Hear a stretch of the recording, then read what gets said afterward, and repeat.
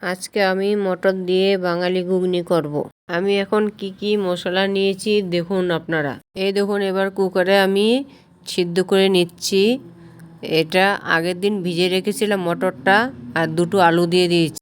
এবার হয়ে গেছে, 6-7টা সিটি মেরেছে। এবার আমি নামিয়ে ফেলেছি কুকার। আমি কড়াই বসিয়ে দিয়েছি, তেল দিয়ে দেবো।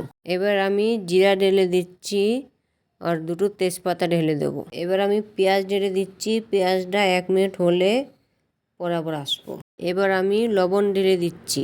এবার আমি আদা রসুন যে পেস্টটা করেছিলাম জিরা, সেই পেস্টটা ঢেলে দিচ্ছি। এবার আমি হলুদ ঢেলে দিচ্ছি। আর আমি প্লেটে মিট মশলা, পরবিন মশলা, কাশ্মীরি লঙ্কার গুঁড়ো একসাথে নিয়েছিলাম, সবগুলো ঢেলে দিয়েছি একসাথে। এবার আমি গ্রেভিটা 5 মিনিট ধরে ভালো করে নেড়ে টেড়ে রেখে দেবো। লাল লাল হবে, ফুটবে, ছোট ছোট ফোটো হবে, তারপর আমি ঢেলে দেবো।